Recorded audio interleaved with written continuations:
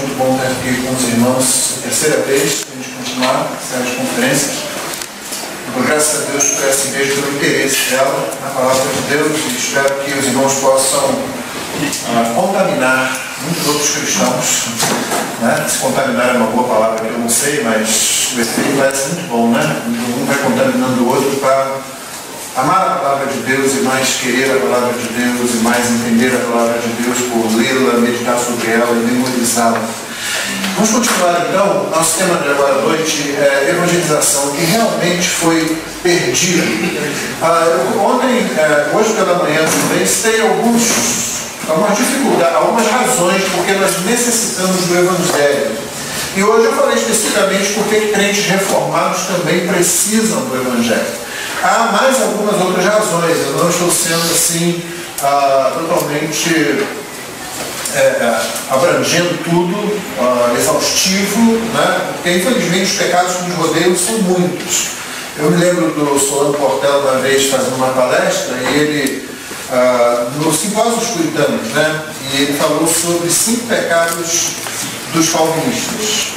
Só que no programa da conferência saiu escrito assim: os 5 pecados do calvinismo, dos calvinistas. E ele, quando assumiu a palavra, ele logo fazia a correção. Eu lembro dele dizendo o seguinte: eu gostaria que fossem só 5. Né? O tema poderia ser esse: os 5 pecados do calvinismo. Mas não é. Infelizmente não são só 5, tem muitos mais. Infelizmente, então, o tema da mensagem era 5 pecados dos calvinistas. Então, infelizmente, há muitas outras razões que falam sobre a nossa necessidade do Evangelho por causa do nosso pecado. Uma das razões que deve nos chamar a atenção, e da qual eu quero chamar a atenção no início dessa palavra, é a nossa falta de proatividade na evangelização. Calvinistas reformados tendem a ser muito tímidos, tendem a ser mais reativos do que proativos, o que é contrário à própria natureza da doutrina que defendemos. Quando você estuda a doutrina da eleição incondicional, você sabe que ela é basicamente a razão por que movimentos missionários tomaram forma, tomaram corpo e aconteceram. É aquela ideia de que se alguém vai se converter, se existe a possibilidade de conversão entre os pecadores, entre os seres humanos, é porque Deus escolheu pessoas para a salvação, porque se Ele não faz isso, ninguém vai se converter. Deixados à nossa própria vontade, nenhum de nós chegaria a Cristo, nós sabemos disso. Então a doutrina da eleição incondicional, ela serve entre os crentes desde a Bíblia, desde o Antigo Testamento como o Novo Testamento. Quando ela é mencionada, ela geralmente acaba motivando os crentes ao serviço e acaba desembocando em louvor. Um exemplo mais óbvio é o primeiro capítulo de Efésios, versículo 3 ao versículo 14, quando Paulo faz diversas afirmações a respeito da eleição, da predestinação, e ele faz isso em meio a um grande hino de louvor, um salmo no Novo Testamento. O mesmo acontece no tratamento que ele dá à soberania de Deus, capítulos 9 a 11 da carta aos Romanos, que ele termina com aquele hino à soberania de Deus. Ou seja, a doutrina sempre desemboca, não em discussão, ela desemboca em atividade, em razão para você fazer alguma coisa para Deus, na área da pregação do Evangelho, e em louvor a Deus, porque Deus não deixou os homens entregues a si mesmos. Então nós temos essa dificuldade muitas vezes. Essa análise não é minha somente, essa análise vem de gente já que há muito tempo observa a igreja reformada, e eles têm que apontar para essa dificuldade. Crentes reformados na área de evangelização muitas vezes tendem a ser reativos, eles reagem quando alguma coisa acontece, eles não são proativos. Não tem aquele ímpeto. Isso é triste, porque você vê testemunho de Jeová batendo de porta em porta, você vê adventista lá no centro do Rio de Janeiro, no centro financeiro do Rio de Janeiro, você vê algumas duplas de mulheres muito bem vestidas, com um estande colocado e com revistas ali em vários idiomas, colocados ali, pedindo as pessoas, escrito assim, pegue uma grátis, e elas estão dispostas a conversar. E esses grupos não têm uma doutrina bíblica, eles não têm Senhor Jesus não é divino para os testemunhos de Jeová. Os adventistas pensam que o diabo faz expiação juntamente com Jesus. Evidentemente, se você encontrar um adventista, talvez ele mesmo saiba disso, mas essa é a doutrina oficial da igreja dele. Porque isso faz parte dos escritos de Ellen G. White, que era grande profetisa. Os escritos dela estão na mesma condição da Bíblia em termos de autoridade. Você vai encontrar um adventista que ele, não é isso que a gente pensa. Você fala para ele assim, procura ver o que a sua igreja realmente crê, o que está no ensino da sua igreja, ele vai encontrar isso lá, de que o diabo faz coexpiação do nosso pecado junto com Cristo. Esses grupos que não têm o Evangelho fazem isso, batem de porta em porta. Igrejas do Evangelho da Prosperidade, você passa na frente de algumas delas, pelo menos lá no Rio de Janeiro, o camarada quase agarra você e põe para dentro. Aquele negócio de força-os a entrar, para alguns deles vale literalmente, né? Enquanto isso, crentes que têm a mensagem, crentes que têm a palavra, às vezes são muito devagar, muito tímidos na pregação do Evangelho. Não é isso que a gente vê na pessoa do Senhor Jesus Cristo, no texto que acabamos de ler, João capítulo 3, no texto que vamos considerar, João capítulo 4, o diálogo de Jesus com a mulher samaritana. Aliás, é interessante que o diálogo de Jesus com os doutores, quando ele tinha 12 anos, né? Os pais dele foram embora, ele ficou em Jerusalém lá, quando voltam, encontram no templo, questionando e respondendo e falando coisas com os doutores, você não sabe nada disso. Isso não foi registrado. O diálogo de Jesus com Moisés e Elias, quando na transfiguração os dois aparecem e eles estão lá conversando, você sabe o assunto. Sabe que é sobre a crucificação dele que aconteceria em Jerusalém dentro de alguns dias. Mas você não sabe que eles conversaram sobre isso. Não está registrado. Mas o diálogo de Jesus com Nicodemos, com a mulher samaritana, e mesmo o curto diálogo com aquele oficial romano, estão registrados aqui. E em detalhes. Eles estão registrados aqui. Então é muito interessante que quando o Evangelho coloca certas coisas, quando a Escritura coloca certas coisas e omite outras, você precisa dar atenção àquilo que as Escrituras estão dizendo. Elas não dizem nada por acaso, porque o nosso Salvador não fala nada por acaso. Nem no Novo Testamento, nem no Antigo Testamento. A palavra de Deus não tem nada assim. Nós estamos fazendo uma leitura lá, apareceu um maluco lá na igreja, um dos membros da igreja deu atenção a alguma mensagem que eu preguei e a alguma exortação que eu fiz, e aí descobriu que realmente tinha mais tempo do que ele pensava que tinha e achou um plano de leitura da Bíblia em 90 dias. Começou a fazer isso, colocou na lista da igreja. Colocou lá primeiro a experiência dele. Ele realmente observou várias coisinhas que roubavam o tempo dele ao longo do dia, então ele resolveu cortar essas coisas, ler as Escrituras. Aí achou esse plano de 90 dias de leitura, resolveu fazer. Aí, como o maluco nunca aparece sozinho, logo apareceram outros na igreja. E o grupo agora tem umas 27 pessoas lendo a Bíblia em 90 dias. E todo mundo trabalha, todo mundo tem família, todo mundo tem filho para criar, essas coisas todas, né? E resolveram, vão fazer isso, estão fazendo isso. Uma das coisas boas que você observa nessa leitura, é uma leitura abrangente, panorâmica, coloca um quadro assim diante de você, né? São dois tipos de leituras que fazem bem. Essa leitura assim, que pega a foto geral plena do troço, da coisa toda, né? E também a leitura, paralelamente, você faz a leitura de estudo, a leitura detida, né? A leitura que você vai examinando o texto. Então, as duas coisas são necessárias e importantes. Nessa leitura, assim, a gente chegou finalmente ao segundo livro os livros de crônicas, primeiro e segundo livros, que tratam do mesmo período que os livros parte dos livros de Samuel e os livros dos reis tratam. Só que de um ponto de vista posterior, escrito depois do cativeiro, né, e do ponto de vista sacerdotal. E uma coisa interessante que é nesses dois livros, depois que você vence a preguiça de ler todos aqueles nomes, genealogias e coisas que estão lá, e tem um propósito delas estarem ali, embora a gente não perceba no primeiro momento, é que diversos versículos são comentários, são anotações curtas sobre as vidas de pessoas. E quando você começa a considerar essas anotações, esses comentários, você passa tão rápido por isso que não percebe. Mesmo quando quem está lendo devagar, às vezes não se incomoda com um comentário feito. Esse fulano é de tal região e ele fez isso. Ou ele fez isso por causa daquilo. E vários comentários assim, por exemplo, quando um dos reis de Judá entra no templo para oferecer sacrifício, para oferecer o incenso. Logo vem o sumo sacerdote com 80 sacerdotes e o comentário é feito quase que você não percebe. Homens de muita firmeza. Significa que eles não iam permitir o rei fazer aquilo, mesmo que eles tivessem que morrer ali. Então, são comentários assim. A gente precisa dar atenção a essas coisas quando a Bíblia faz esses comentários. Quando ela coloca alguma coisa explicitamente. Quando ela não coloca, então você pode ter certeza que aquilo não faz a menor falta para você. Não vai sentir nunca falta daquilo que ela não disse. Mas tudo que ela disse é necessário, tudo é abençoador, mesmo quando no primeiro momento você não consegue perceber por que aquele texto está naquele local, por que aquele texto está ali daquela forma. Então, quando alguns diálogos de Jesus você não tem a menor ideia do que ele disse com os doutores, ou mesmo com Moisés e Elias, e outros diálogos estão aqui tão assim detalhados, você precisa dar atenção e começa a perguntar por que é desse jeito.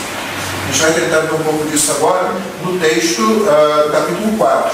Mas antes disso, para fazer um link, uma ligação com aquilo que nós já falamos anteriormente, eu queria lembrar um livro muito bom, que eu acho que tem em português, acho que eu vi uma edição em português, chamado A Mente Cristã. É um livro escrito por Harry Blamires em 1963. Blamires foi aluno de C.S. Lewis e se tornou um pensador muito eficaz, um pensador muito perspicaz também.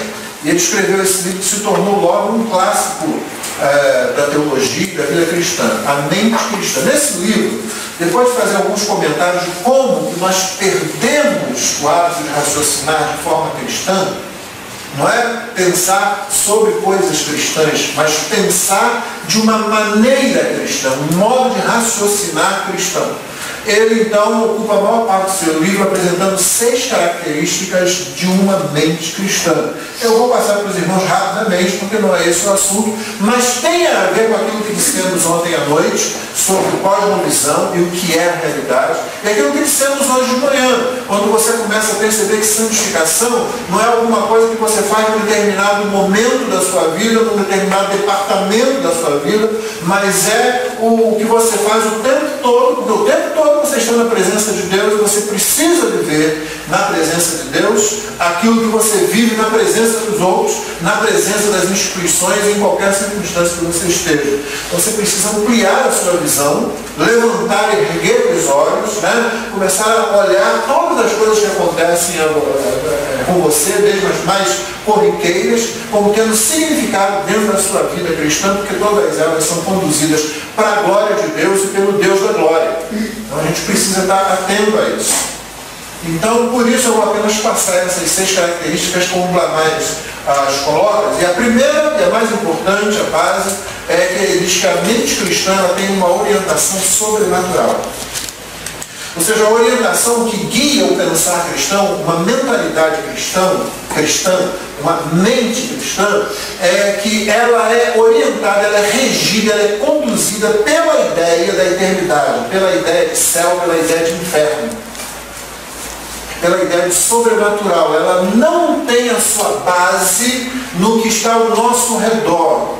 Ela analisa o que está aqui a partir de uma perspectiva eterna. É o que ela vê na eternidade que conduz, que dirige, que controla como ela analisa, como ela vê aquilo que está aqui. Essa é a primeira característica, a orientação sobrenatural, o supernatural que a mente cristã tem. Por aí você já vê que ela não depende basicamente dos seus sentimentos nem dos seus sentidos para analisar a realidade. A segunda é a percepção que ela tem do mal. Uma mente cristã tem uma percepção muito clara da intensidade do mal, da malignidade do pecado. Ela não olha o pecado como se fosse uma coisa de pouca importância. Ela não vê o mal no mundo como se fosse um inimigo qualquer.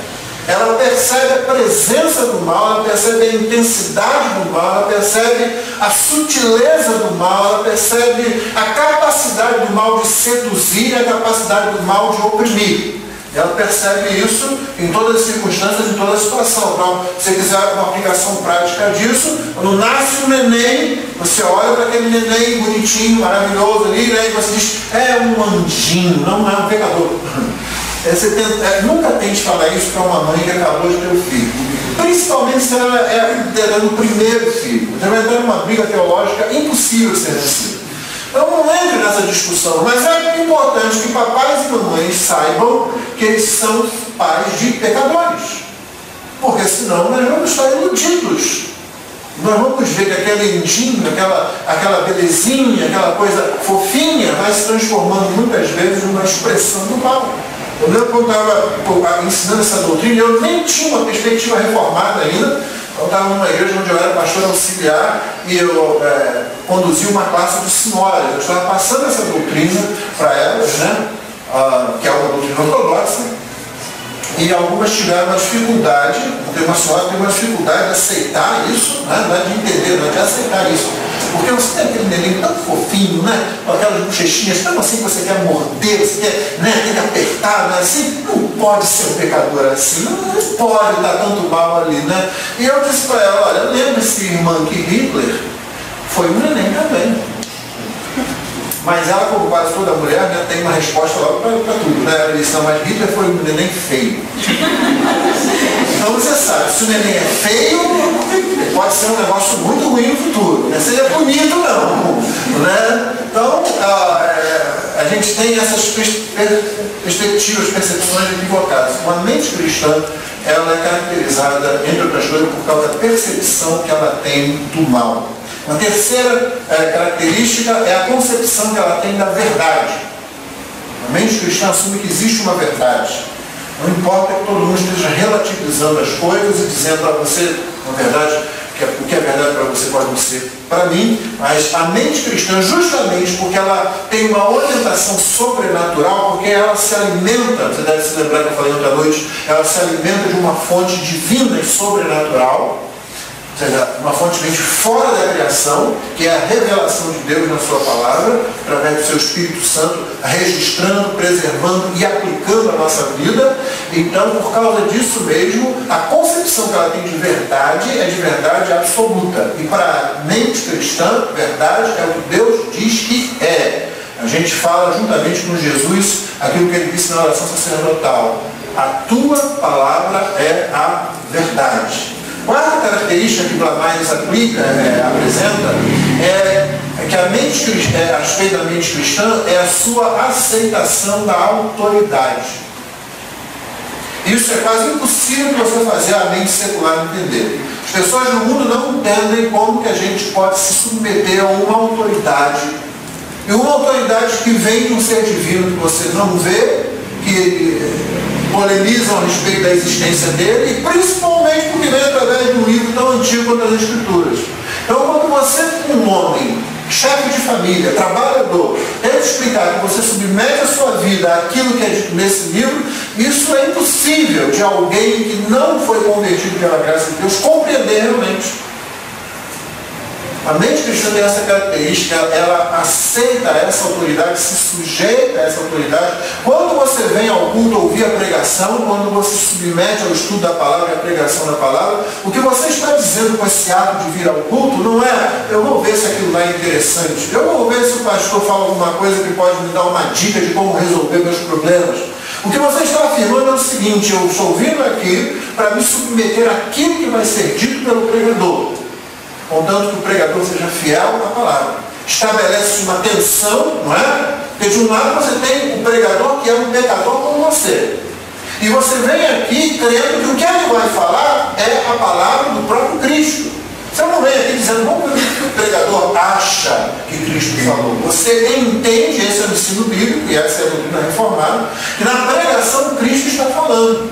Só que como o pregador é um pecador como você, então a congregação, por sua vez, precisa estar atenta se que aquilo que o pregador fala é aquilo que está na palavra. Assim como aqueles judeus bereanos, lá naquela sinagoga em Bereia, né? Foram examinando as coisas. Isso estabelece uma tensão maior ainda, porque nem todo mundo tem a mesma maturidade. Há crentes novos. Aí você fala para um crente novo, e esse que eu ensino lá na igreja, tem um crente novo convertido, e você ensina para ele, eu falo assim, irmão, quando você estiver conversando, quando você estiver exortando, quando você estiver naquela comunhão que a gente alimenta uns aos outros, você diz para ele o seguinte, olha, você precisa ver se o pregador vai falar e está de acordo com a palavra de Deus. Ele vai dizer assim, mas irmão, eu me converti agora, eu acabei de me converter, como é que eu vou fazer isso? Como é que eu vou saber? Ele diz, você tem que conhecer a palavra de Deus para analisar o que ele vai falar.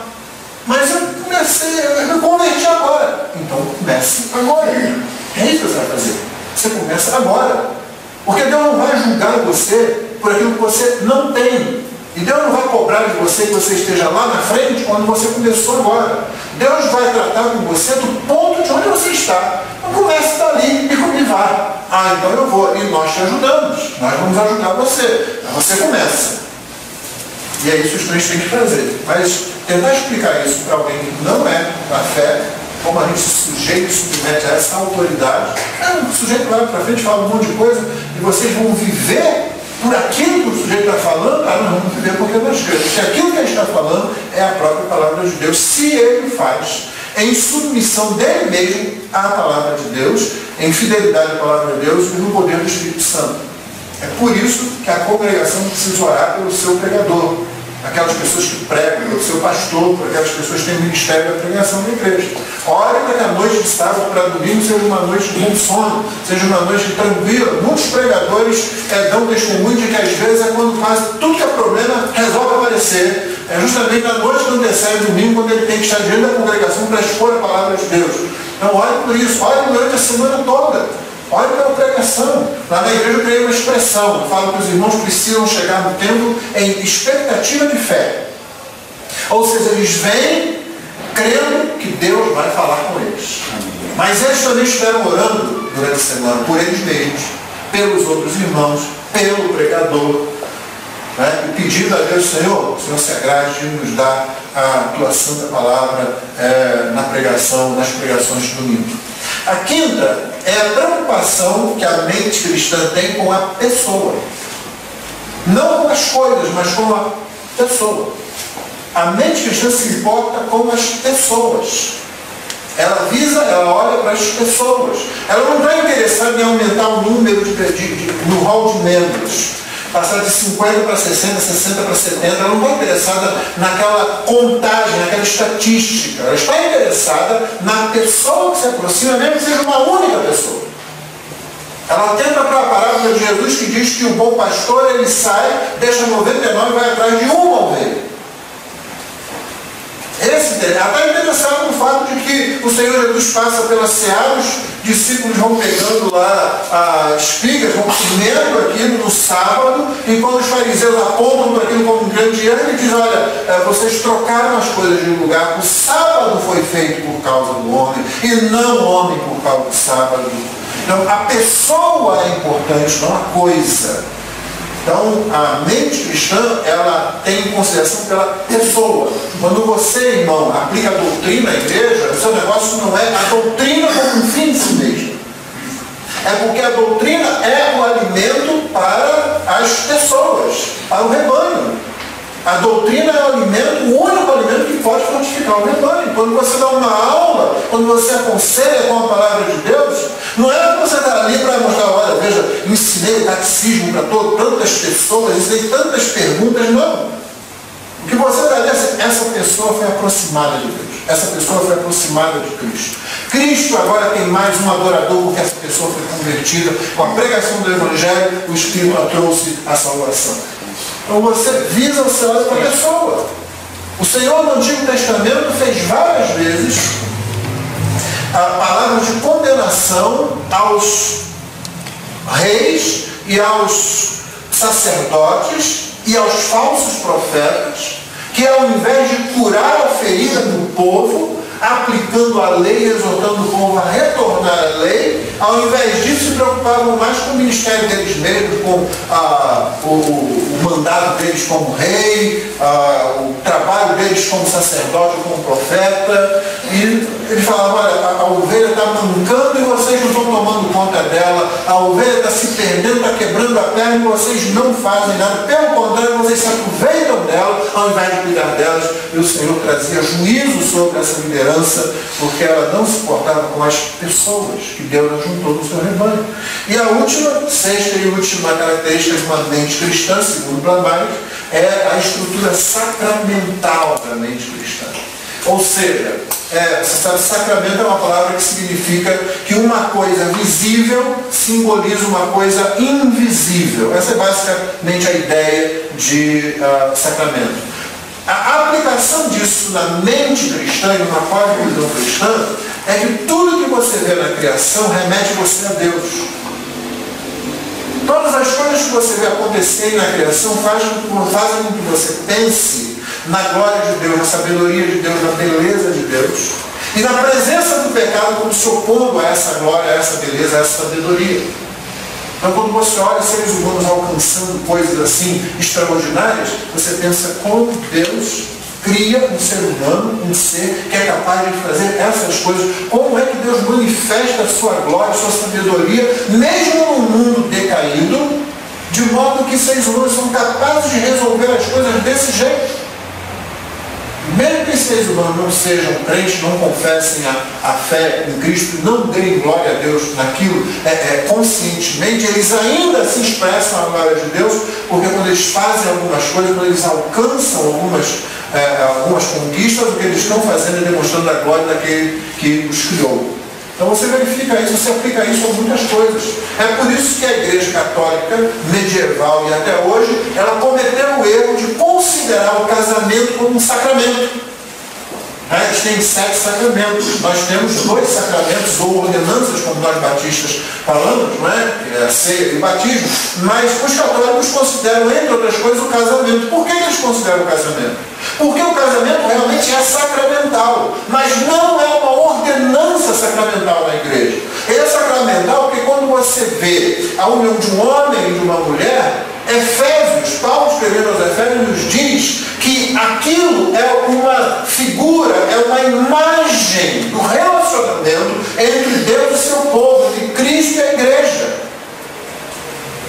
É por isso que o casamento é tido em alta conta. É por isso que no Antigo Testamento a idolatria é comparada ao adultério. O povo que se volta para um falso Deus é como uma mulher que abandona o marido da sua juventude.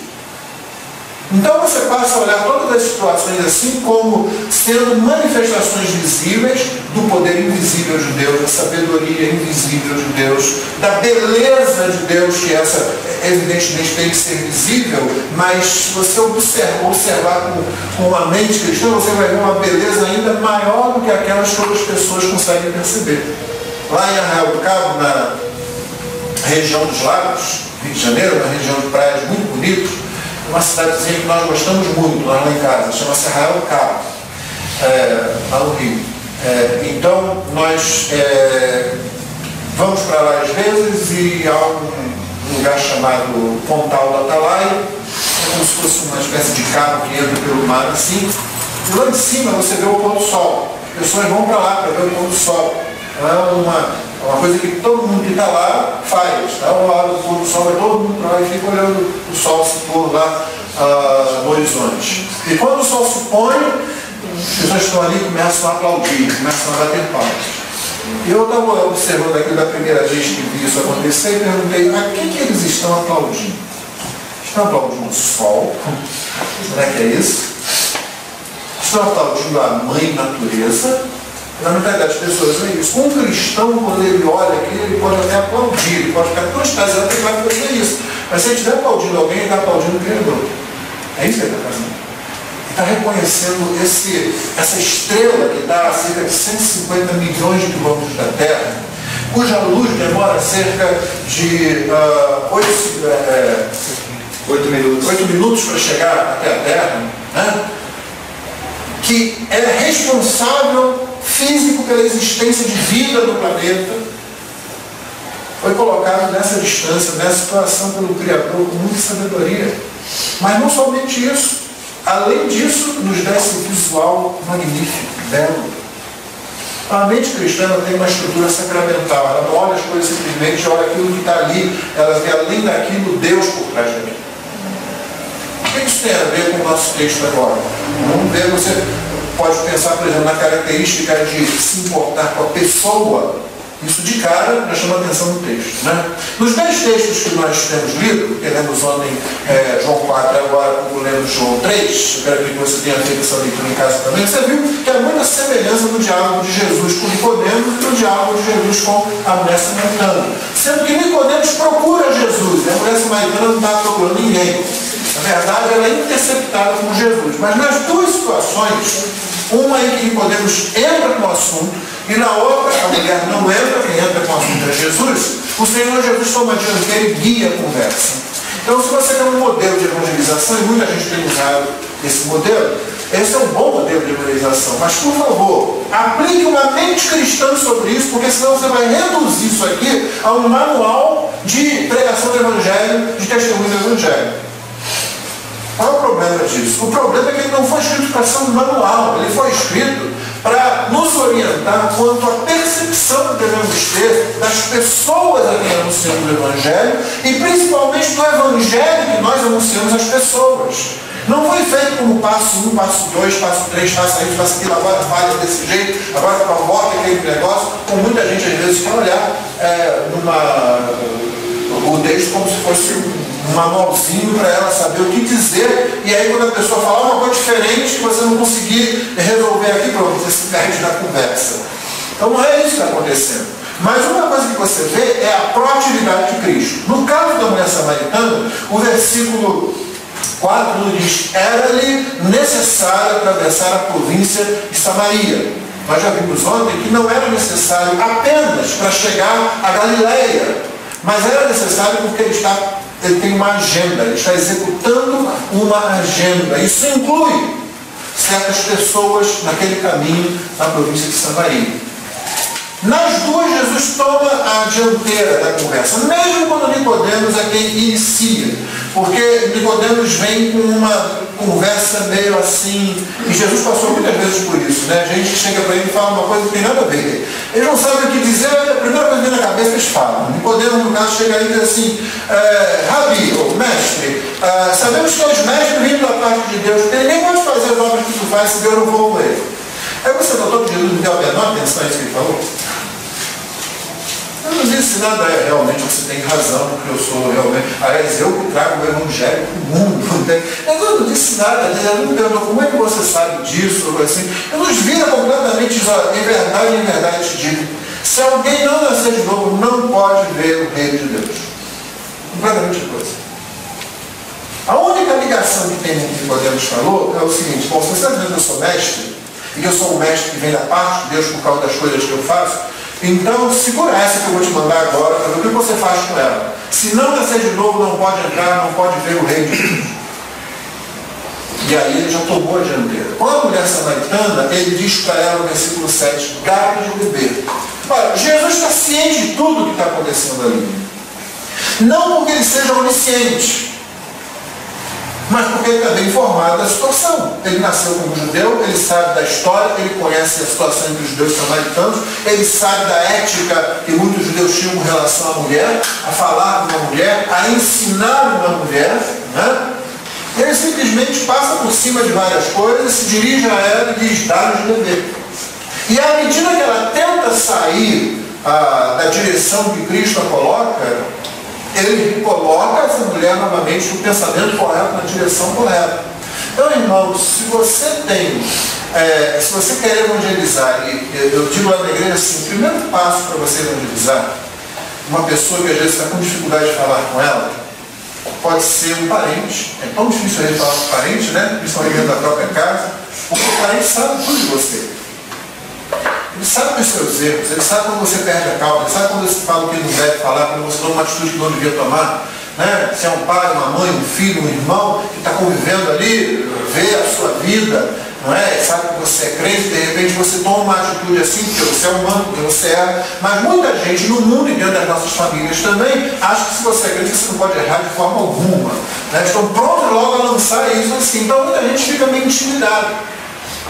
Não deixa acontecer não. O Senhor Jesus sofreu isso. E ele que não tinha pecado, que nunca errou. Mesmo assim, os irmãos dele não creram nele até muito depois, não é? Depois Tiago, um deles, chegou a ser apóstolo do Senhor, né? Não é o Tiago, irmão de João, mas o Tiago, meio irmão de Cristo, que escreveu a Epístola do Novo Testamento.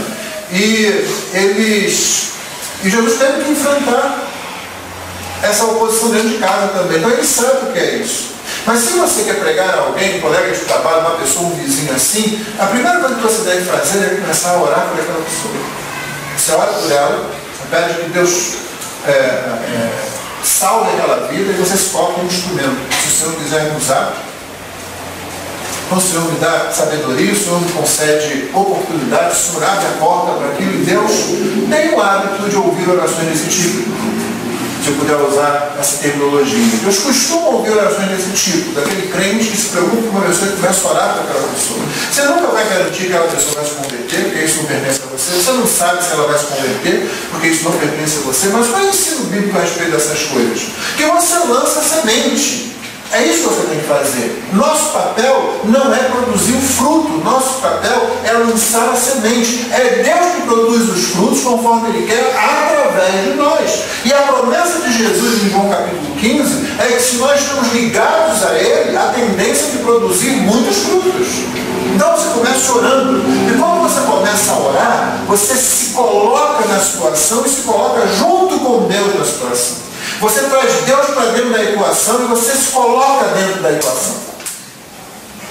Então eu pode orar, Senhor, salva aquela pessoa lá, salva aquela pessoa lá, e a pessoa está vindo lá da sua casa, está esperando o quê? Que alguém venha de longe para pegar para ela. Você vai começar a pensar, talvez eu precise ir lá falar, talvez eu precise achar um folheto na literatura e ir lá entregar, talvez eu faça um convite para ela, mas eu estou meio assim, estou meio tímido, estou meio tímida de fazer o negócio. Então você começa a orar, e a própria situação de você se colocar diante de Deus e pedindo isso, Deus se agrada de começar a abrir a sua percepção para a verdadeira situação daquela pessoa, longe de Cristo, debaixo do juízo eterno de Deus. E Deus começa a fazer com que você veja as coisas de outra forma. Não quer dizer que Deus vai te dar um ímpeto e que você vai saber todas as respostas, porque muita gente sonha isso, né? Você lê aqueles testemunhos de evangelização, né? Eu li aquilo, mas isso não criava um problema. Porque as pessoas dão testemunho sempre, delas tendo assim umas respostas, né? O senhor falou isso, aí quando eu disse aquilo, que falei para ser salvo. E todo mundo parece, então tem que ser assim, não é assim. Às vezes você vai lá, eu queria convidar você, eu não gosto desse negócio de crente, eu não quero saber de igreja, você sai frustrado naquele primeiro encontro. Você continua orando, de repente você vai novamente a ela, eu só um folheto para você aqui, aí ela talvez aceite de má vontade, mas aceita, põe no bolso. Talvez ela vai ver aquilo 10 dias depois, um mês depois, um ano depois. Eu tenho na igreja lá agora um homem que se converteu com um folheto, ele jogou no bolso dele, e foi muito tempo depois, numa situação em que ele se encontrava, aí ele pegou aquele folheto que ele desprezava, leu o folheto, e aquilo começou a trazê-lo para a fé. Então você não é o responsável por produzir o fruto final. Esse é o Espírito Santo. Você é responsável por lançar a semente, por fazer isso. Então você começa a orar por aquela pessoa, você tem interesse naquela pessoa. Você ora por aquela pessoa. E você ora insistentemente por ela. Acontece a mesma coisa quando você ora pelos povos não alcançados. Os povos não alcançados são aqueles, dentro da linguagem de missões, os povos não alcançados são aqueles que têm uma presença evangélica, uma presença cristã, melhor dizendo, uma presença cristã abaixo de 2%. Você tem uma dada etnia e menos de 2% são cristãos. Isso envolvendo qualquer tipo de cristão. Não é cristão evangélico, calvinista, batista, reformado, não. É qualquer tipo de cristão. Católico, ortodoxo, testemunho de Jeová, tudo que é considerado cristão. Então você tem ali abaixo de 2%, já é um povo não alcançado. Você começa a orar por esses povos não alcançados. Nós na igreja, como eu disse para os irmãos, oramos pelos cristãos perseguidos. Toda reunião nós fazemos isso. Mas nós oramos também pelos povos não alcançados. E nós dizemos o seguinte, a situação dos povos não alcançados é muito pior do que a situação dos cristãos perseguidos. Entre os povos não alcançados não há perseguição, porque não há uma igreja. A situação deles é muito pior. Não há uma igreja para ser perseguida. Não há gente salva. Você percebe? É preferível que haja uma igreja que ela seja perseguida, mas que ao final dessa perseguição da vida, da existência, eles entrem no reino de Deus, do que um povo que não tem perseguição, todo mundo está vivendo ali e tal, cada um na sua religião, na sua cultura, na sua divindade, e no final eles vão encontrar o trono de Deus sem ter Jesus Cristo como Salvador. Então, quando você olha pelos povos não alcançados, não é suficiente que você apenas faça a oração assim, porque você não tem rosto dessas pessoas, você não tem endereço delas, elas são muito impessoais. Você precisa se informar, você precisa buscar informação. Ela tem uma etnia, chama-se etnia tal, posso dizer para vocês, por exemplo, uma etnia na China, na região de Lanzhou, chamada Dongxiang, que é muito desprezada pelas outras etnias, que tem um idioma próprio, um dialeto próprio, que pouca gente fala no mundo. Não existe uma igreja no meio deles, e eles são desprezados, mas apesar disso são islâmicos dentro da China, né? E nós, como temos pessoas trabalhando, pessoas da nossa igreja trabalhando lá, vamos enviar mais, então nós queremos nos informar a respeito dessas pessoas e queremos orar por essas pessoas e oramos por essas pessoas. Dê um rosto a essas pessoas, mesmo que seja um rosto geral daquele grupo étnico, você orar por ele. Mas o vizinho, o parente, o colega de trabalho, você conhece o nome, você sabe quem é. Então o começo, quando você ora por aquela pessoa e faz como Jesus fez. Ele está cansado, senta-se na beira do poço, ao meio-dia, não imagine que ele tem um quiosque com uma cobertura assim para ele ficar na sombra, enquanto o ventinho sopra, de repente vai pegar um pouco d'água. Não, ele está numa região que, olhando assim em volta, ela não é uma região muito promissora, não é uma região confortável, é meio-dia, o sol está pino, ele está ali naquela situação. Quando vem uma mulher que está cansada, ele já está pronto para ela. Se você ora por essas coisas, você já começa a andar junto com Deus, no passo de Deus, por assim dizer. Então você já está antecipando as coisas. Você começa a antecipar as coisas. Você começa a ficar pronto para a pessoa que aparece ali e com quem você não tinha combinado nada, mas de repente apareceu. Então você já tem alguém para testemunhar de Cristo Jesus. Então comece a praticar isso. Olhe para a pessoa. Olhe para a situação. Quando aparecer alguém, ajuda-me.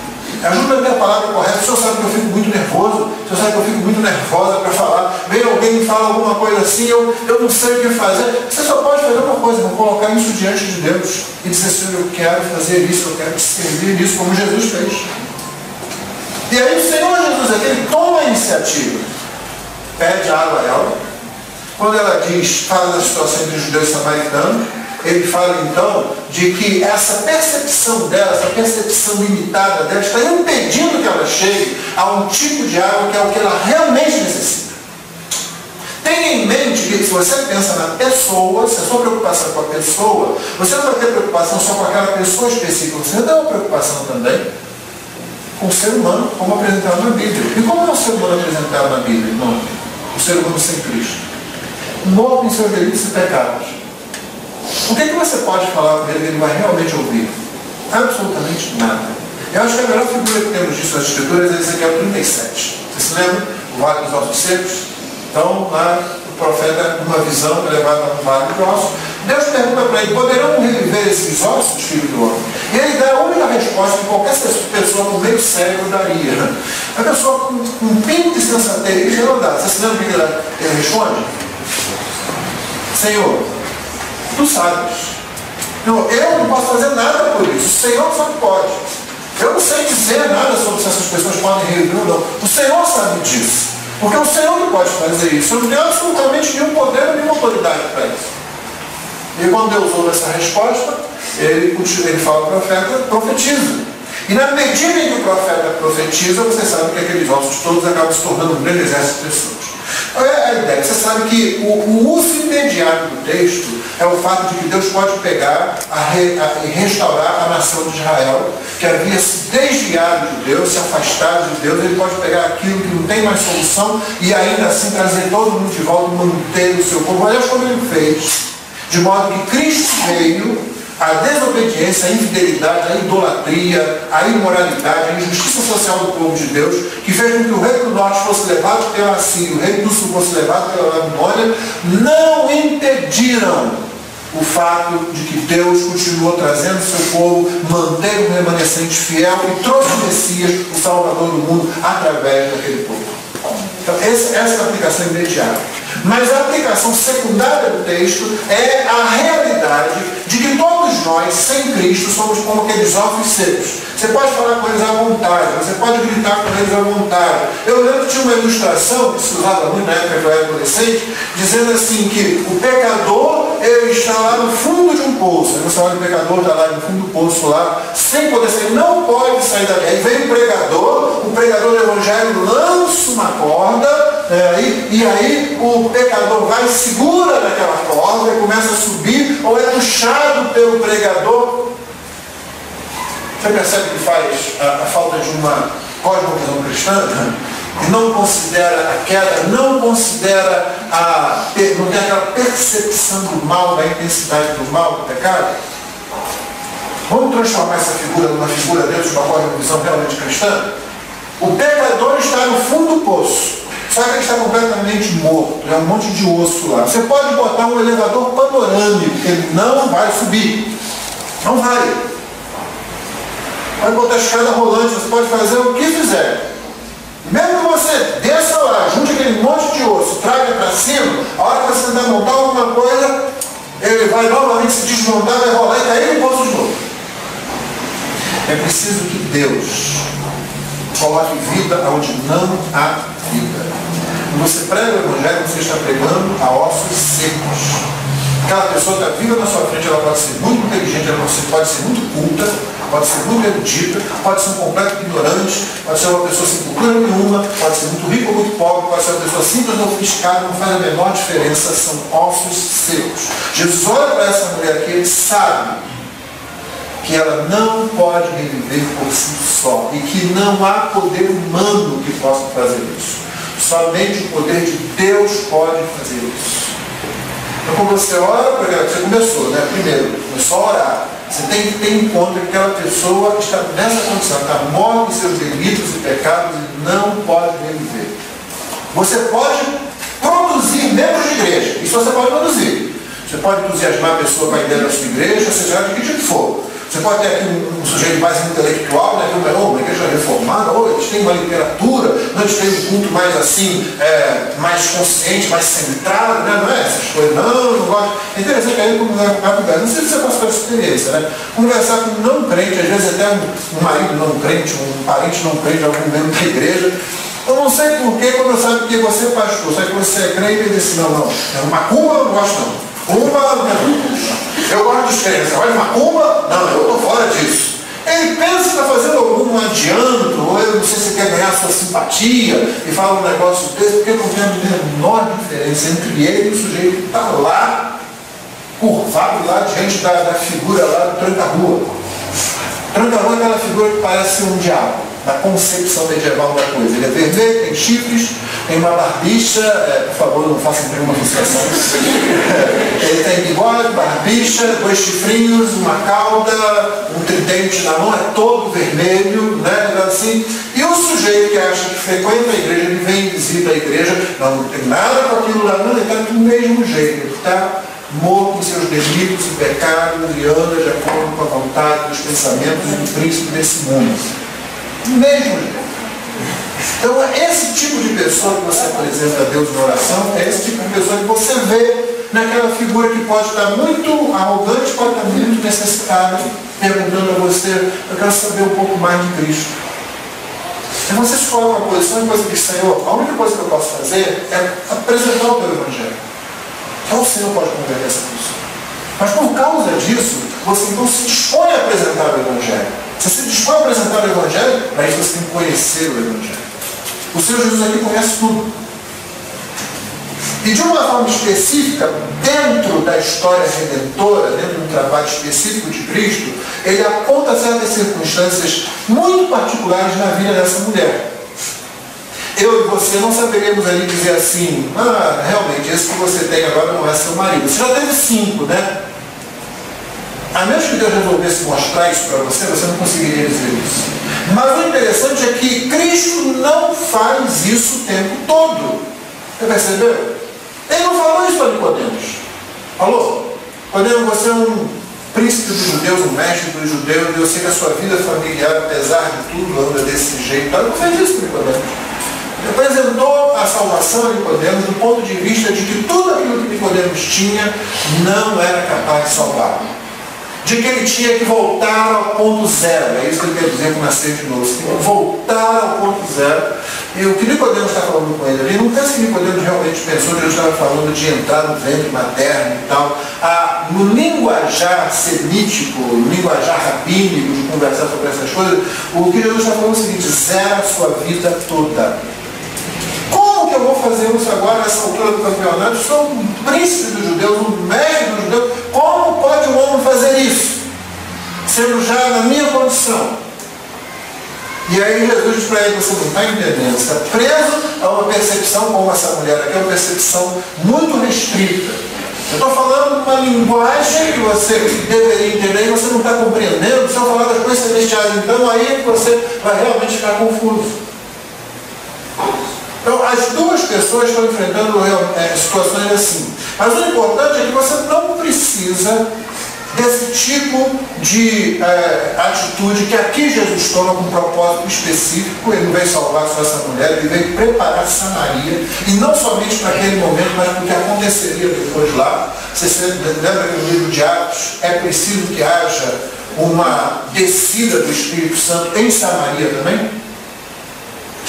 Barreiras vão sendo quebradas em 4 momentos no livro de Atos, de acordo com o esquema de Atos 8, Jerusalém, Judéia, Samaria, os confins da terra, e você tem o Espírito Santo descendo na região de Samaria, Jerusalém, em Jerusalém, você tem na casa de Cornélio, você tem em Samaria, você tem na casa de Cornélio, e você tem finalmente em Atos 19 em Éfeso, naquele grupo de discípulos de João Batista ali. Essas manifestações corroboram o plano de Jesus, Jerusalém, Judéia, Samaria, até os confins da terra.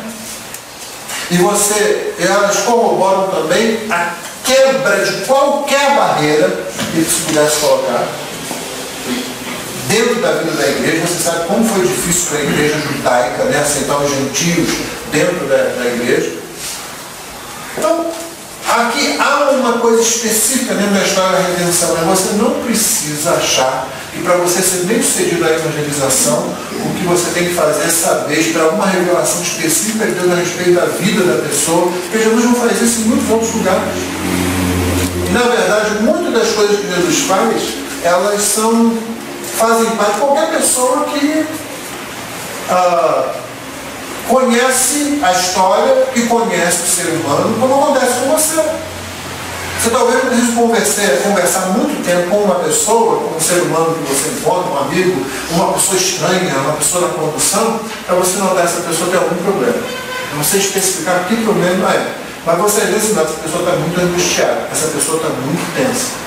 Ou essa pessoa parece que não leva as coisas a sério, vai ser muito superficial. Você é capaz de fazer essas deduções. Mas imagina uma mente cristã que é capaz dessas coisas naturalmente, como qualquer ser humano é capaz, só que agora ela é orientada pela palavra de Deus e age em relação aos outros assim. Então você coloca isso, que é bem humano, à disposição do Senhor para ele usar como ele quiser, numa conversa que você tem com qualquer pessoa. Só que primariamente você está preocupado com aquela pessoa, você está olhando para aquela pessoa, seu interesse para aquela pessoa, porque aquela pessoa não tem Deus. É o conceito principal de missões que a gente usa como base para que missões aconteçam. O interessante é que não é nem a situação da pessoa.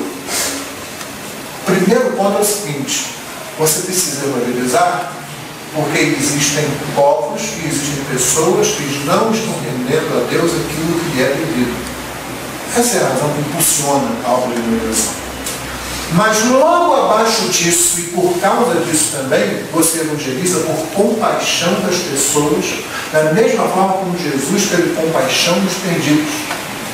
Você precisa ter compaixão dos perdidos, irmão.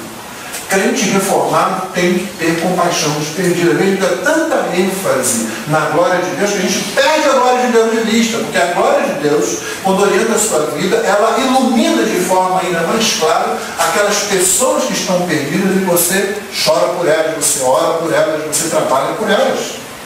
Você olha as pessoas e essas pessoas estão como ovelhas que não têm pastor. Essa é a situação delas. Exatamente como o Senhor Jesus olhou para Jerusalém, exatamente como o Senhor Jesus olhou para as pessoas. Você já pensou por que no João capítulo 11 Jesus chora? Aquele que é chamado o menor versículo, um dos menores, na verdade, versículos da Bíblia, Jesus chorou. Né? Você se lembra? Lázaro tinha morrido, Jesus vai lá, um monte de gente, duas irmãs ali, agora abandonadas, sem o homem da casa, naquela situação, muita gente chorando, aquele desespero, e Jesus chora com aquelas pessoas. Alguma vez isso intrigou você? Lembra aquilo?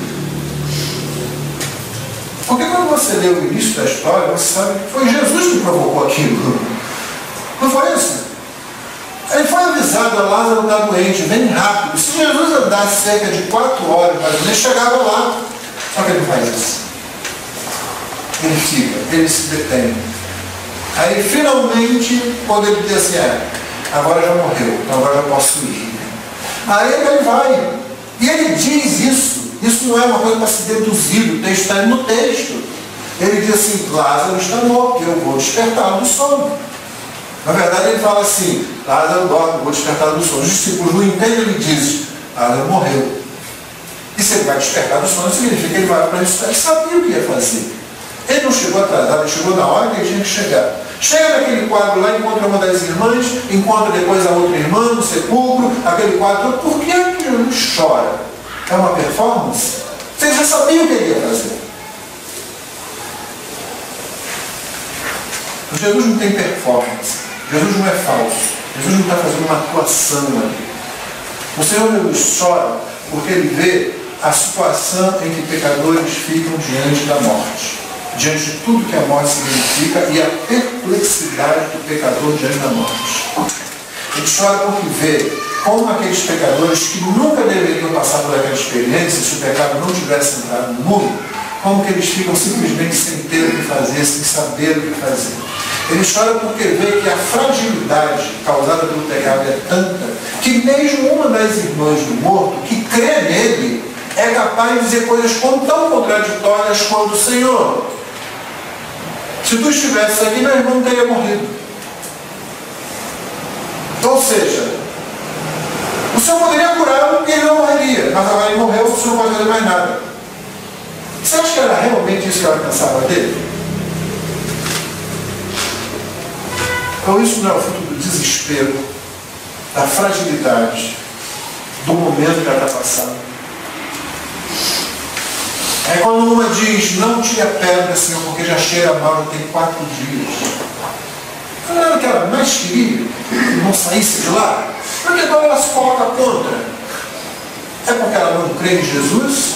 Ela crê, inclusive ela crê na ressurreição. Ela diz, eu sei que meu irmão vai ressuscitar na ressurreição do último dia. Ela crê nas coisas sobrenaturais, ela crê nessa realidade, só que ela está debaixo de um peso emocional, está debaixo de uma situação emocional.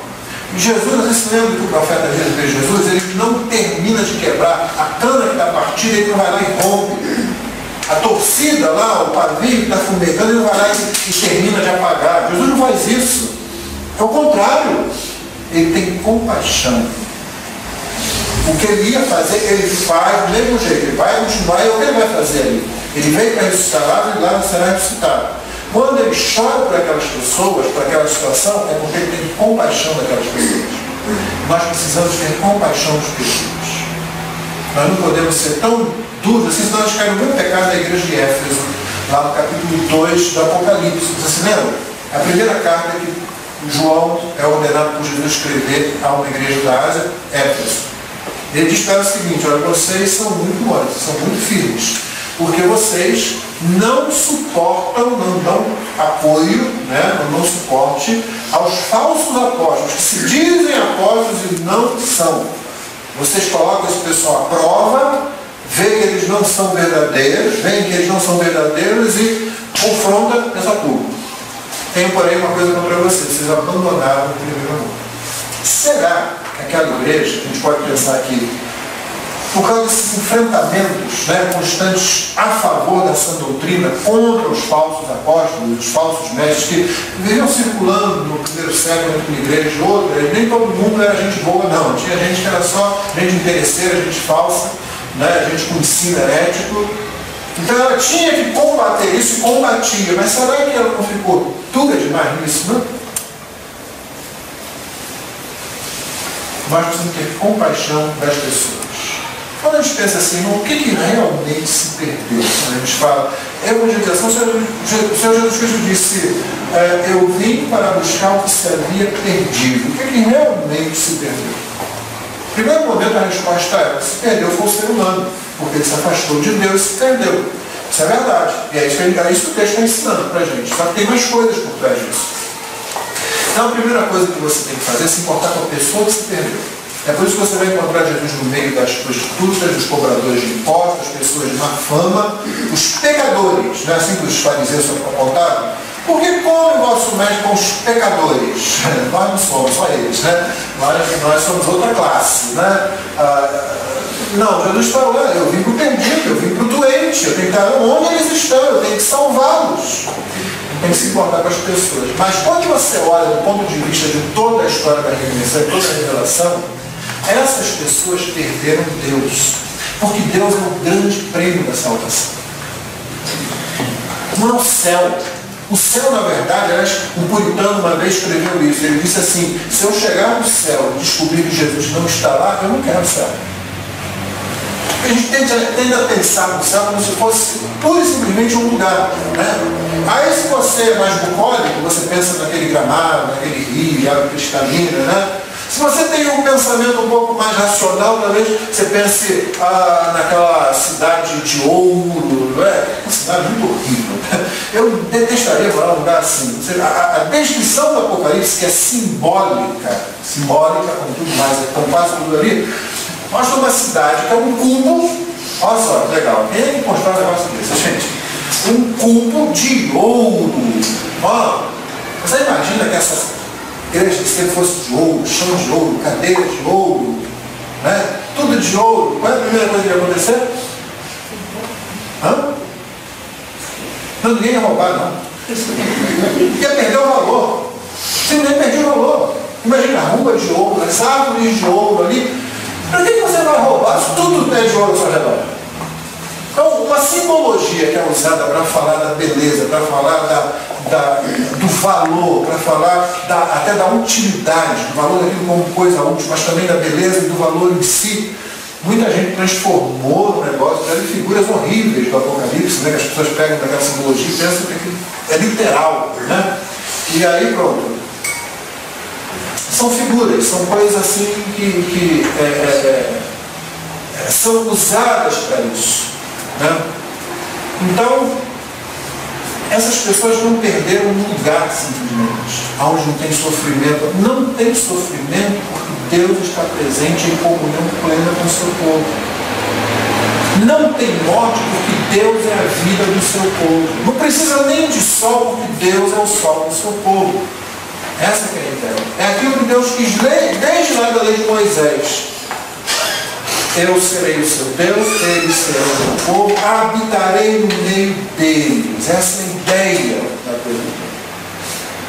Então, essas pessoas perderam o grande tesouro da salvação, que é o próprio Deus.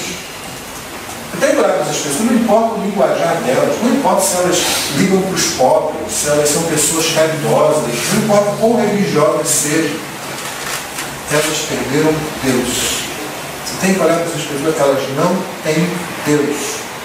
E não importa se ela é uma boa pessoa, se ela é uma pessoa arrogante, não importa se ela é uma pessoa mal criada, se ela é uma pessoa rebelde, não importa se é uma pessoa, se é um marginal, se é violento, não importa se é sofisticado, como eu disse, ela perdeu Deus, ela não tem Deus, ela foi destituída da glória de Deus, ela carece da glória de Deus, ela foi feita para a glória de Deus e perdeu-se daquilo. A gente precisa ter essa ideia. É por isso que essas pessoas não precisam só de informações, embora a pregação do Evangelho seja o passar de informações. A conversa de Jesus, tanto com Nicodemos como com a mulher samaritana, não passa várias informações. Aliás, Jesus tem uma conversa com a mulher samaritana aqui, que muitos de nós não teríamos, né? Você vai falar sobre adoração em espírito, em verdade? Os pastores discutem sobre isso ainda hoje. Textos são escritos sobre essas coisas aqui. Jesus conversou sobre isso com uma mulher que nem era judia. Era samaritana, era mulher, não tinha uma vida regrada por uma boa moral. E Jesus conversou sobre isso. Ele passou informações para ela, mas ele passou informações para uma pessoa. É isso que a gente vê. Ele conversa com Nicodemos, ele passa informações para Nicodemos sobre a verdadeira natureza da salvação e como ela tem sua fonte no Espírito de Deus. Ele está falando com uma pessoa. É interessante que um jovem chega diante de Jesus, fala uma coisa com ele, o texto anota lá, Jesus olhou para ele e o amou. Irmãos, o que verdadeiramente se perdeu aí nessa história toda, o que realmente foi perdido, não é qual que foi perdido, foi a comunhão com Deus. As pessoas perderam Deus. Elas estão perdidas, porque Deus não pode se perder, né? Mas você olhando do ponto de vista dessas próprias pessoas, elas perderam Deus. Elas estão sem Deus, sem salvação no mundo. Não importa como elas se apresentam, inclusive expressando a glória de Deus em diversas situações, através do que elas conseguem fazer, do que elas conseguem alcançar. Dê uma lida com mais devagar nesses 2 capítulos e observe, não como um manual. Você vê, Jesus tem interesse na pessoa, Jesus toma a iniciativa, o jeito que você toma a iniciativa não é logo uma conversa, assim, comece orando, isso já é uma boa iniciativa.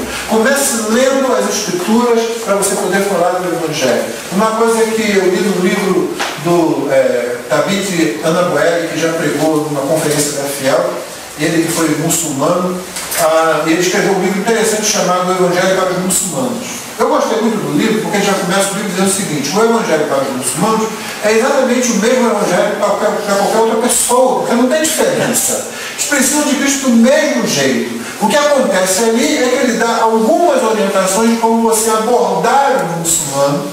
E você sabe que os islâmicos já têm uma história com o cristianismo que eles colocam algumas barreiras, não é? Então, uma das coisas que ele fala numa de suas mensagens, que eu acho muito interessante, é o seguinte: nós precisamos recuperar a confiança no Evangelho. Nós precisamos confiar no Evangelho.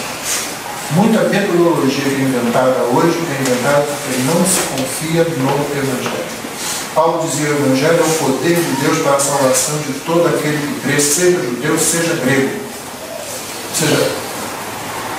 Seja quem for, o que for. Só que nós não confiamos no Evangelho. Se eu for falar para a pessoa, o que Jesus fez com essa mulher aqui, ele apontou a necessidade dela, ele expôs a situação de pecado dela, nós queremos nos expor para julgar e tentar resolver. Talvez alguns de nós aqui, quando ela dissesse assim, quando você ficasse sabendo que ela está vivendo com um homem que não é marido dela, você esquecer tudo a respeito daquela mulher para focar nisso assim. Se essa mulher for lá para a igreja, que problema, gente.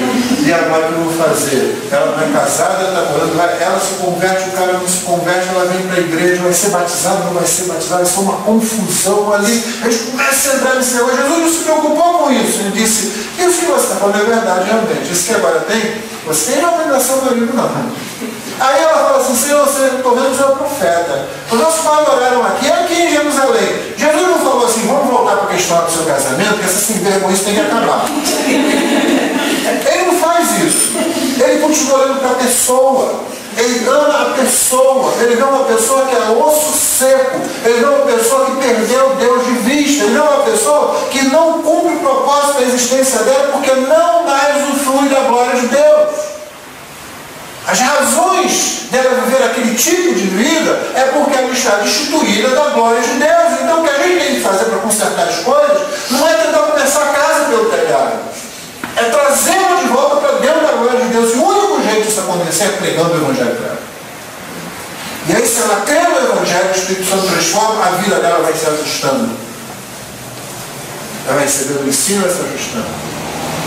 Então você prega o Evangelho, você expõe o pecado da pessoa, isso vai ficar notável, não porque você aponta para ela, mas porque ela vai se sentir incomodada até na presença do Evangelho de Cristo.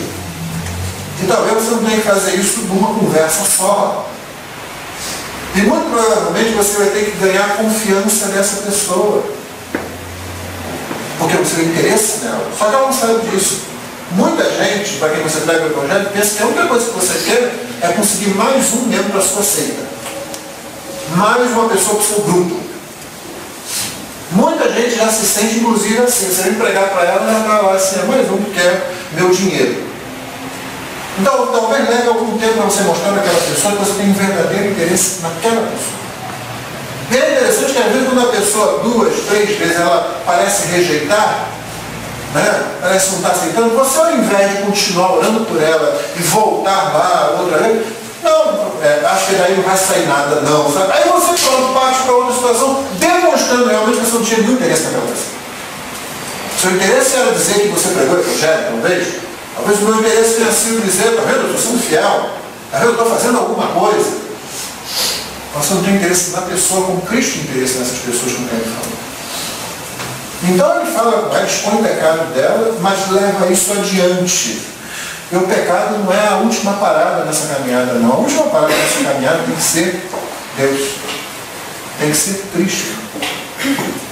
Passar pelo pecado é uma necessidade para que a pessoa perceba a condição dela. E percebendo a condição dela, quando o Espírito convence do pecado, ela procura a única coisa para poder realmente resolver aquilo, Cristo. Mas não é um fim, falar de pecado só de pecado não é evangelizar. Você fala de pecado para você poder apresentar a graça. É sempre assim. Você só tem interesse em falar do pecado para uma pessoa para apresentar logo após a graça para ela. Para que ela veja que aquilo lá não é a estação final, que ela pode ir mais além, que ela pode ser salva. Então, releia os textos assim, observe como Jesus trata cada situação. Uma mestre judeu, outra uma mulher pobre, porque se ela não fosse pobre, ela não estaria ali buscando os servos dela e estariam buscando água para ela. Se ela tem que vir, é porque ela é pobre. Então, ela é uma mulher, é pobre, é samaritana, tem aquela vida conturbada. Jesus fala com um, fala com o outro, e a conversa deles, em muitos pontos, tem muitas semelhanças. Cada um está de forma diferente. Mas ainda assim, elas são muito densas, essas conversas. Então, irmão, se eu puder colocar isso de uma forma bem prática para você, apenas para revisar, eu diria isso. Você quer evangelizar? Primeiro pense nisso. Como crente reformado, eu corro o risco de ser muito tímido. Porque eu aprendi tanto sobre eleição, né? E que Deus vai salvar os seus eleitos. Mas lembra, Deus que elege os fins, elege os meios. Uma leitura da primeira carta, da segunda carta de Paulo aos Tessalonicenses vai falar sobre isso. Logo depois que ele fala do homem da iniquidade e tal, e aí ele volta a falar dos crentes, ele vai dizer que Deus nos escolheu desde o princípio para a salvação, pela santificação e fé no Espírito Santo, pelo Evangelho. Então, é para salvação, mas é por santificação e pela fé na palavra, pela fé no Evangelho. Isso é para a gente dizer, não, então pera lá. Realmente, a eleição é a base que permite que pessoas sejam salvas. Não, ninguém salva ninguém. Mas o meio disso acontecer é a pregação do Evangelho. Deus não prega o Evangelho através de anjos. Nenhum anjo pregou para Cornélio. O anjo foi lá só para dizer o seguinte: chama Pedro. Ele vai falar com você o que tem que ser dito. Aí Cornélio chama Pedro. Pedro vem. Quando Pedro chega lá e olha para a situação, Cornélio conta a história toda para ele e diz: então nós estamos aqui para te ouvir. O que a gente faz? Aí Pedro prega o Evangelho para eles. Quem prega o Evangelho é você. Quem prega o Evangelho sou eu. Nós pregamos o Evangelho. Você começa a orar por uma pessoa, você começa a conhecer cada vez mais do Evangelho, você começa a ir a alguém que talvez você não seja bem sucedido. Essa é uma questão perigosa, não é? Eu não fui bem sucedido. Como você sabe que não foi? Às vezes aquela pessoa que rejeitou e que você nunca mais vai encontrar na vida, você tentou falar com ela, deu um folheto, ela nem olhou aquilo dia, mas às vezes alguma coisa que você falou, uma expressão que Deus vai usar para a partir daí continuar aproximando aquela pessoa do Evangelho, você não vai ver isso. Quando chegar no fim, na eternidade, alguém lá, um estranho vai chegar perto de você, batendo no teu ombro: oi, lembra de mim? Você vai dizer: não tenho a menor ideia de quem você é. Você uma vez veio me fazer um convite e eu disse que não, fui embora, mas sabe o que Deus fez? você disse isso assim, sempre ficou na minha cabeça, eu acabei dali, aí eu não lembrava qual era a sua igreja, qual era o convite que está fazendo, mas aí eu fui numa igreja. Você não sabe, é Deus que faz essas coisas. Aí você prega. Né? Timidamente no começo, às vezes você vai fazer isso timidamente o resto da vida, porque é o seu jeito de ser, mas não deixe de fazer, não. Às vezes o seu jeito vai ser, vou colocar um folheto aqui na mesa dessa pessoa, né? Eu dou um presente no aniversário, um folheto junto, mas estou orando por aquela pessoa e estou conhecendo o Evangelho, e se der qualquer oportunidade, eu tenho que dizer para aquela pessoa. Aí eu fui muito bem sucedido ou sucedida, eu vou ao pastor, aconteceu isso assim, como é que eu poderia ter lidado com essa situação? Né? E o pastor vai dizer, olha, eu nunca passei por essa situação antes, nunca falei com uma pessoa nessa circunstância que dissesse isso. Vai ajudar você a pensar, vai olhar a Bíblia de novo, mas olha, talvez possa se dizer isso. Porque irmão, não tem um manualzinho, não tem uma fórmula, você não tem os 10 passos para garantir a conversão da pessoa que você encontra no ônibus. Não tem isso. O que tem é o seguinte, você ama como Deus amou você, você ama o perdido. Você ora e se envolve no processo de oração. Você conhece o Evangelho e confia no Evangelho. Mais do que qualquer metodologia. Eu não sou contra metodologia, eu sou contra qualquer metodologia que é contra a Bíblia. O que eu digo lá na minha igreja é o seguinte, irmão, qualquer metodologia é boa, desde que ela não contraria as Escrituras. Ou se você vai deixar um folheto para uma pessoa, se você vai colocar lá, vai ter um Facebook, ao invés de ficar escrevendo bobagem lá no Facebook, né? Como é triste, né? Cristãos que ficam dando trela algumas frases tolas, umas frases românticas, muitas vezes contrárias às Escrituras, e os crentes estão passando aquilo adiante. Mas talvez você prefira fazer outra coisa. Você bota uma página e coloca todos os seus amigos ali, e os únicos posts que você coloca é alguma palavra que aponte para o Evangelho, que aponte para a salvação. Bom, você já está fazendo alguma coisa, está utilizando muito bem uma mídia social. Então você vai encontrar o seu jeito de fazer isso. Eu nunca vou chegar para um homem e falar do Evangelho, uma moça, uma mulher da minha idade, não sei o que, eu não vou. Mas tem outras mulheres, tem outras pessoas. Você chega para elas e fala.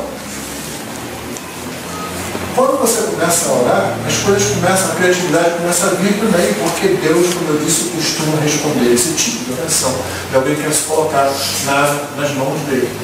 Aí você começa a crescer, você leva a santificação em tudo que você faz, isso faz parte da santificação.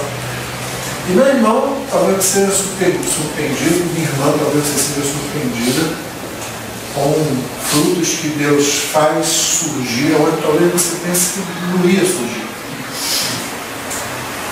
E isso traz alegria para a gente. E a alegria, como a gente vai ver amanhã, é alguma coisa que é a própria expressão da vida cristã.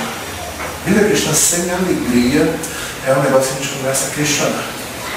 Então, talvez tenha alguma coisa errada aí.